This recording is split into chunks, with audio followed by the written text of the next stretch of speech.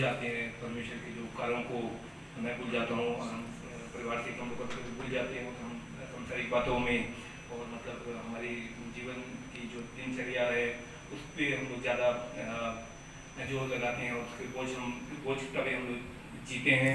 परंतु प्रभु हम लोग को एक एक क्षण में कितना अद्भुत रीति संभाल के रखता है, एक एक पल बचा के रखता है, परंतु हम उसको भूल जाते हैं। परंतु आने वाले दिनों में हम परमेश्वर के जो भी उपकार हैं हमारे जीवन में उसको ना भूल के भी जीवन व्यतीत करें। और भजन से तथ्य में ज़्यादा बोलूँगा नहीं, हम लोग पास्टर दैनिक पास्टर के वचन की जो सिपाही आगे हम सुनना चाहते हैं। बस उसका जो दूसरा वचन कोई पढ़ेंगे कि उसी ने उसकी नींव समुद्र के ऊपर दृढ़ करके रखी और महानंदों के ऊपर स्थिर किया है। देखिए उसमें यहाँ पर लिखा हुआ है, पहला वचन तो पढ़ने की जरूरत नहीं, उसमें आप लोग को पता चल जाता है, पर दूसरा वचन में यदि हम पढ़ेंगे, ध्यानपूर्वक पढ़ेंगे, तो उसमें लिखा हुआ है उसकी नींव समुद्रों के ऊपर दृढ़ करके रखी है। मतलब जो हम लोग यहाँ पर रहते हैं, आप कहीं पर भी कोई भी देश में रहते हैं, जो स्थल है, स्थल के ऊपर में जो है समुद्र जो है वो ऊपर समुद्र का जो बोलते हैं लेवल जो है, पैमाना जो है वो पाया जाता है। और प्रभु ने हम सबको कितना मतलब सुरक्षित रूप से यहाँ पर इस धरती पे एक एक जन को यहाँ पर संभाल के रखा है। और प्रभु की जो सृष्टि है उसके बारे में यहाँ पर लिखा गया है, उसने उसकी नींव समुद्रों के ऊपर दृढ़ करके रखी है। देखिए समुद्रों के ऊपर में जो है पृथ्वी जो है वो समुद्र के ऊपर में पाई जाती है। ये जो है ये जो पृथ्वी है उसके बारे में हम लोग यहाँ पढ़ते हैं, हम लोग के ऊपर स्थिर किया है पृथ्वी को। तो हम जब देखते हैं तो ये लगता है कि कैसा ये धरती कैसा है, परंतु प्रभु ने कितना अद्भुत रीति से उसको बनाया है। हम लोग उत्पत्ति में भी पढ़ते हैं कैसे कैसे प्रभु ने अपने वाक्य के सामर्थ्य द्वारा एक एक दिन उसको अपनी इच्छा के अनुसार बनाया है। और उसको हम लोग यदि इस धरती को ही हम देखें तो कितना खूबसूरत धरती है, परंतु हम प्रभु की सृष्टि को कभी कभी भूल जाते हैं, और जो हमको प्रभु ने जब सृष्टि किया उसको भी हम भूल जाते हैं। उसके बाद चौथा वचन भी पढ़ेंगे, जिसके काम निर्दोष और हृदय शुद्ध है, जिसने अपने मन को व्यर्थ बात की ओर नहीं लगाया और न कपट से शपथ खाई है। देखिए वहाँ पर कितनी बातें लिखी हुई है, 1 2 3 4 बातें वहाँ पर उस वचन में हम लोग पढ़ते हैं। आज के दिन में ये जो गुण वाले कितने विश्वासी या व्यक्ति इस धरती पे होंगे हमको पता नहीं है। हमको आज जांचना है कि इस 4 जो गुण हैं वो हमारे जीवन में है कि नहीं। पहला है कि निर्दोष व्यक्ति इस दुनिया में कोई नहीं करके, रोमियो की पत्री में हम लोग पढ़ते हैं, कोई भी इस संसार में कोई भी धर्मी नहीं है करके हम वहाँ पर पढ़ते हैं। और यदि सांसारिक लोगों के बीच में हमको कुछ मतलब प्रभु को कुछ दर्शाना है, तो हमको भी अपना जीवन जो है इस संसारिक जीवन में और आत्मिक जीवन में भी, आत्मिक संसार में और सांसारिक संसार में जो है हमको निर्दोष साबित करना है। निर्दोष साबित करने का मतलब है कि हमको जो सांसारिक जो मोह माया होती है और सांसारिक जो बुरी लालसाएं होती है, बुराई होती है, उससे हमको दूर रहने की जरूरत है। इस संसार पूरा बुराई से भरी हुई है, परंतु हमें उस जो बुरी बातों से, बुरी लालसाओं से, जो सांसारिक बातें हैं उस सबसे दूर होना है। और हृदय शुद्ध के बारे में भी लिखा गया है वहाँ पर मत्ती के रचित सुसमाचार में प्रभु यीशु मसीह जो 7 धन्य लोगों के बारे में बताया गया है, उसमें भी वहाँ पर हम लोग पढ़ सकते हैं। आप लोग मत पढ़े, घर में जाके पढ़ सकते हैं। वहाँ पर भी लिखा हुआ है क्या ही धन्य है जो पुरुष जिसके हृदय शुद्ध है क्योंकि वो परमेश्वर को देखेंगे करके लिखा हुआ है।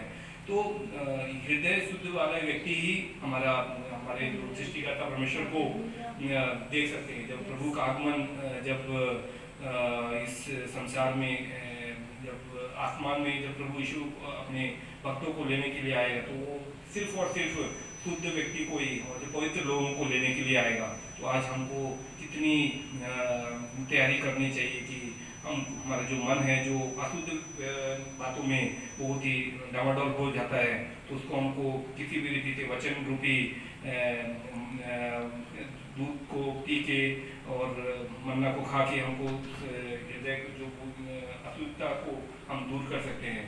सिर्फ और सिर्फ परमेश्वर का वचन के द्वारा ही हम और प्रभु यीशु मसीह के लहू के द्वारा ही हमारा जो हृदय है वो शुद्ध हो सकता है। आगे संसार की कोई भी चीज़ जो है जो लगाने से हमारे शरीर में यदि हम लगाएं तो उससे हम शुद्ध नहीं हो सकते। क्षणिक रूप से हमको कुछ इसमें कुछ हाथ पैर धो लेते हैं, हम दिन में 2 या 3 बार नहा लेते हैं, तो हम बाहरी रूप से हम शुद्ध हो जाते हैं, परंतु मानसिक रूप से हमको शुद्ध होने के लिए प्रभु यीशु का जो लहू है उसको हमको प्रभु यीशु का लहू को हमको हर दिन और हर क्षण प्रभु यीशु के लहू को के द्वारा शुद्ध करने के लिए हमको प्रभु यीशु मसीह को निवेदन करना चाहिए।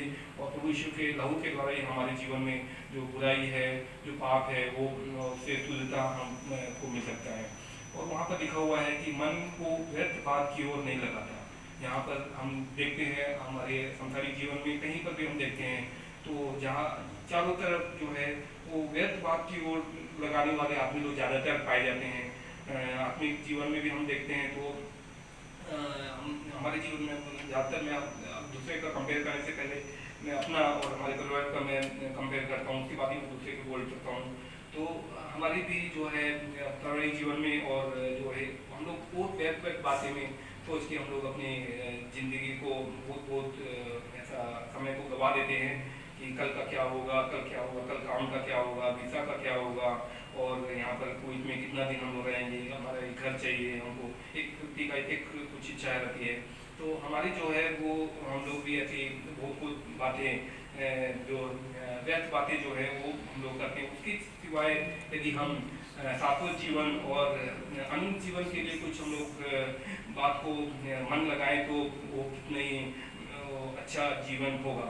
आने वाले दिनों में मैं हम सब लोग को ये जो व्यर्थ बातें हैं उसको हमको ज़्यादा ध्यान करने की ज़रूरत नहीं है, क्योंकि जो घर है वो जो एक व्यक्ति को 3 बातें होती है दैनिक जीवन में, वो चाहिए रोटी, कपड़ा और मकान चाहिए। तो रोटी और कपड़ा तो प्रभु ने हम सबको जो कुवैत में आए सबको दिया हुआ है, और मकान जो है वो किसी को मिलता है, किसी को नहीं मिलता है, कुछ को कुछ समय के बाद में मिलता है।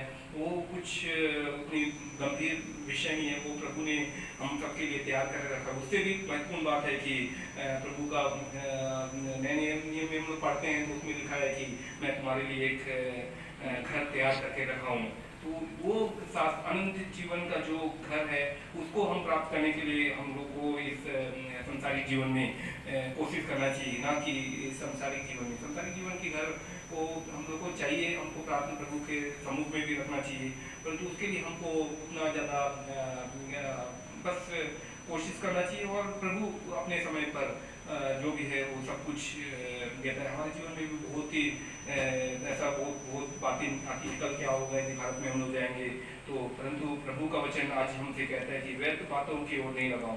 वहाँ पर प्रभु नए नियम में हम जब पढ़ते हैं वहाँ पर प्रभु यीशु कहता है कि यदि तुम क्या बोल सकते हैं अपने बच्चों को उसके जो मांगने से वो अच्छी चीज़ें दे सकती हो, तो मैं तुम्हारा स्वर्गीय पिता हूँ, तो मैं तुम्हें क्यों अच्छी चीज़ें दे नहीं सकता। तो हमको अनंत जीवन के लिए जो है वो बातें ज़्यादा प्रभु से मानना चाहिए, और आत्मिक आशीषों के लिए आने वाले दिनों में हम यदि कोशिश करें तो हमारे जीवन के द्वारा, हमारे पारिवारिक जीवन के द्वारा, हमारे व्यक्तिगत जीवन के द्वारा प्रभु यहाँ पर बहुत अद्भुत काम कर सकता है। और बेदारी और जो चमत्कार हम भी प्रभु के द्वारा हम कर सकते हैं, पवित्र आत्मा के सामर्थ्य के द्वारा हम कर सकते हैं। आने वाले दिनों में इसके लिए आप हम सबको तैयार करना है। 6वां वचन भी पढ़ेंगे। ऐसे ही लोग उसके खोजी हैं, वे तेरे दर्शन की खोजी याकूबवंशी है। देखिए वहाँ पर भी खोजी बारे में 2 बार हमें लिखा गया है। हमें भी मैं इससे पहले भी कह रहा था कि हमें इस संसार में जो है वो धन के पीछे जाने की अपेक्षा हमें प्रभु यीशु मसीह के वचन के पीछे यदि हम चलें और आत्मिक जीवन में हम चले, तो ये जो बातें हैं वो हमको हमारे जीवन में ये जुड़ती जाएगी। वचन में भी कहते हैं, प्रभु यीशु ने कहा है कि पहले उसके राज्य और उसके धर्म में खोज करो तो ऐसे तुम्हें सब कुछ मिल जाएगी। तो हमको पहले राज्य और धर्म की खोज करें तो हम सबको जो भी हमारे जीवन में हमारी कमी घटी है, व्यक्तिगत जीवन में, हमारे प्रोजेक्ट जीवन में, सब कुछ प्रभु हमको देगा। इस छोटे से वचन के द्वारा आप सबको आशीष करें।